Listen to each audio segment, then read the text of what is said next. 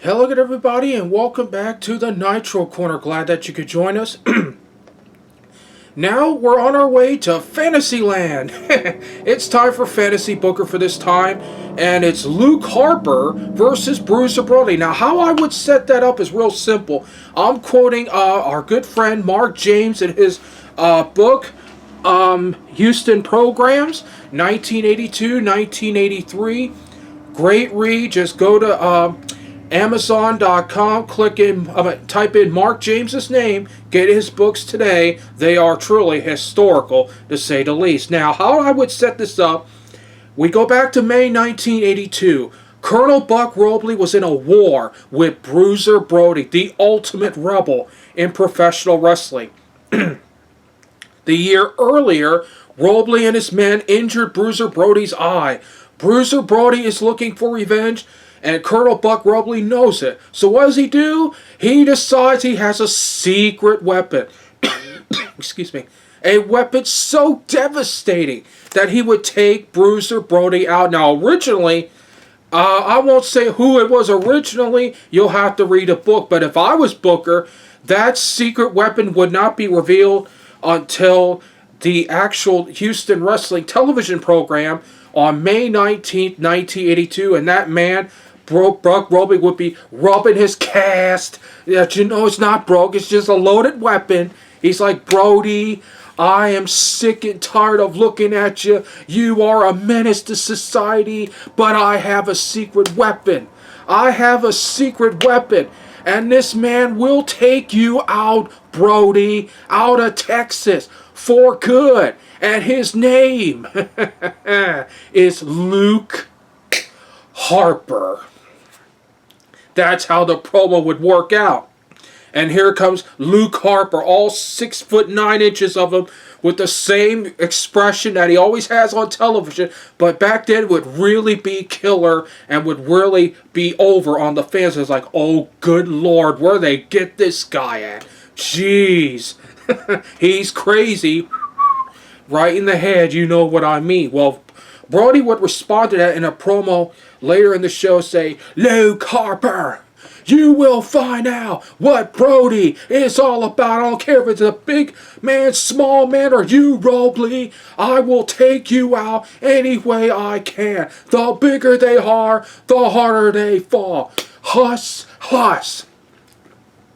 That would set up the first initial confrontation on May 21st at the Sam Houston Coliseum, where Bruiser Brody would get pinned by Luke Harper to win the Texas Brass Knuckles title. Everyone would be in shock. Excuse me. Buck Robley's secret weapon working. And Brody would be in stunned silence. He would be bleeding. Lied out on the canvas. Luke Harper, maybe the man to take out Brody. Who knew? That is until the following week when Brody immediately challenges him to a rematch, saying that he may have gotten him once, but he's not going to get him again. Huss, huss. And Buck Robley said this time, Brody, he will finish the job.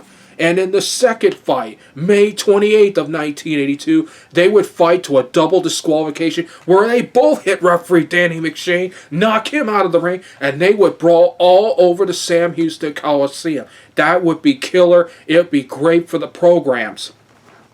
And then the following week, it would be a short feud because Brody had other contenders like the Grappler and Bruiser Bob Sweetan waiting for him, but the next confrontation, Brody was like, okay, Harper, you didn't get me and I didn't get you, son, but this time I will get you, and it's for the Brass Knucks title, and if I can't beat you, I will leave Texas for good, and you will be the better man. Huss, huss.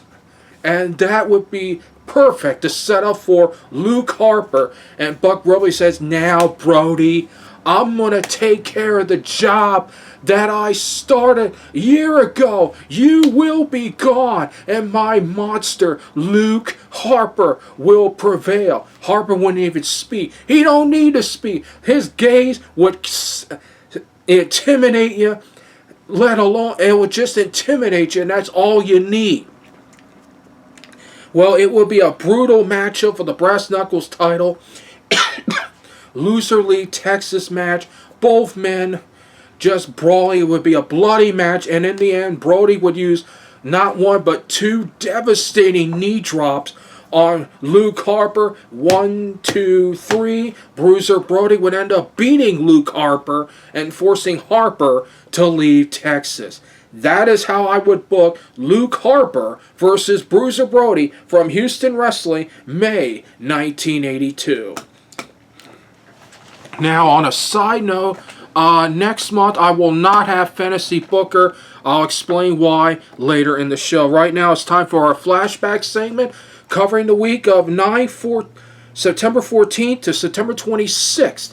That is the dates that I will be covering. First off, I want to introduce a new author to the Nitro Corner that I'll be using. His name is Graham Cawthorn. And if you got this book, The History of Professional Wrestling, Volume 1, folks, it is awesome. If you don't have it, go to Amazon.com, type in Graham Cawthorn, Cawthon. Folks, this is a book that you must have for any World Wrestling Federation, WWE fan. This is Volume 1. It is jam-packed. I highly recommend it. And, of course, I also use Mark James's historical books as well. Again, go to Amazon.com, type in Mark James's name, get his books. They are so good. Trust me, a real historical look at professional wrestling. Now on with the flashbacks.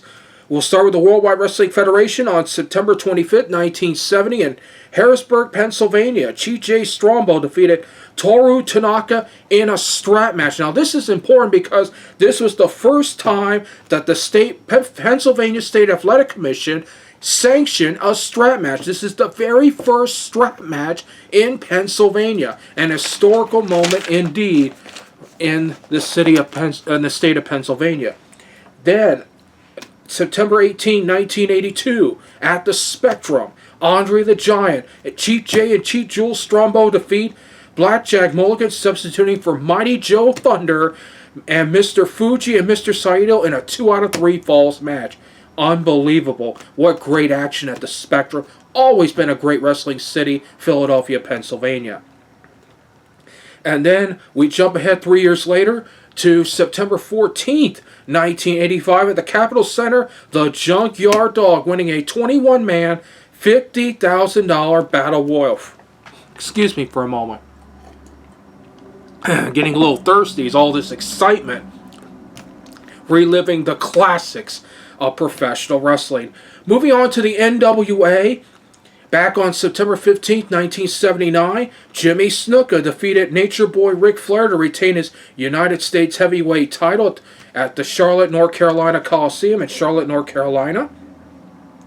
Then on September 24th, 1988, in Washington, D.C., the nation's capital, Lex Luger defeated Ric Flair by disqualification in an NWA World title match as the main event. Then in Union, South Carolina, September 23rd, 1982, Wahoo McDaniel and Jack Briscoe defeated number 1 Paul Jones and Greg the Hammer Valentine. Next up, we go to Memphis. I'm talking some Memphis people. September 19, 1977, Jimmy Valiant defeated Mr. Wrestling in a round-robin tournament to win the Southern Heavyweight title. And then jumping ahead to September 17th, 1984, Ravishing Rick Rude and King Kong Bundy, managed by Jimmy Hart, defeated the unlikely team of Jerry the King Lawler and the Macho Man Randy Savage. I have that in one of my DVDs. Killer match. Just tremendous. And only from Memphis will you see that type of action.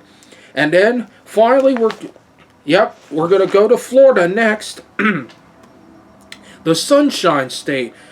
September 19th, 1982, at the Eddie Graham Sports Stadium in Orlando, Nature Boy Ric Flair defeated Mike Graham in the main event for the NWA World Heavyweight title in a title match in that main event. Then, November 15th, 1979, in Lakeland, Florida, Dusty Rhodes and Sweet Brown Sugar, that's right, defeated Terry Funk and Bugsy McGraw. Sweet Brown Sugar was Skip Young. That's right.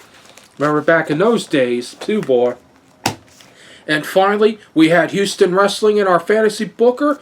We're going to end up with some Houston Wrestling right here in our flashback.